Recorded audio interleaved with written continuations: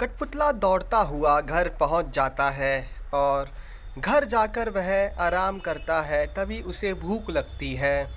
वह सोचने लगता है अब क्या किया जाए।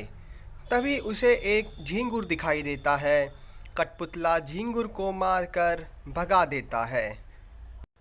कठपुतले का दिन बहुत ही बोरिंग बीत रहा था। वह घर में अकेला था। तभी वह अपनी आंखें मूंद लेता है। उसे एक मुर्गी दिखाई देती है।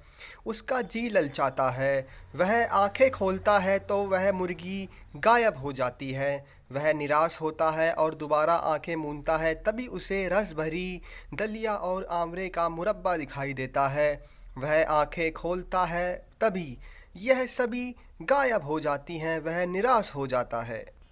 उसे गुस्सा आने लगता है क्योंकि उसके पेट में चूहे दौड़ रहे थे। तभी खौलते हुए पानी में वह अपनी नाक डाल देता है। नाक जल उठती है और वह चिल्लाने लगता है। फिर वह घर का कोना कोना छान मारता है, कहीं से कुछ खाने का तो सामान मिल जाए, परंतु मोहन के घर में खाने का कुछ भी नहीं बचाता।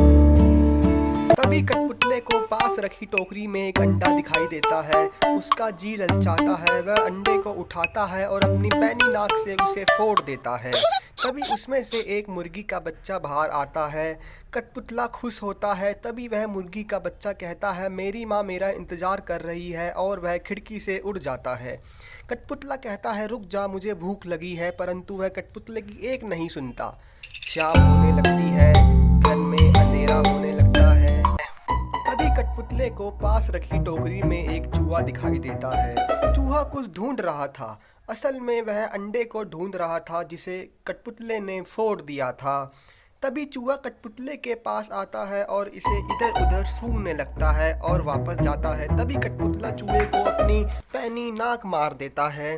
चूहे को गुस्सा आता है और चूहा कठपुतले को गिरा देता है, और वह कठपुतले को लक्कड़ का देख उसकी गर्दन पे चढ़ जाता है, उसे काटने लगता है।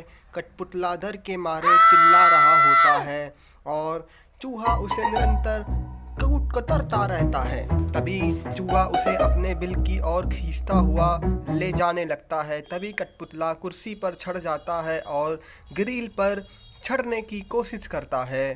तभी चूहा भी कठपुतले के पास पहुंच जाता है और ग्रिल पर चढ़ कठपुतले को काटने लगता है। तभी कठपुतला बचाओ बचाओ चिल्लाता है। तभी घर में मोहन आ जाता है और मोहन चूहे को अपना जूता मारता है। चूहा डर के मारे अपने बिल में भाग जाता है और कठपुतला चैन की सांस लेता है।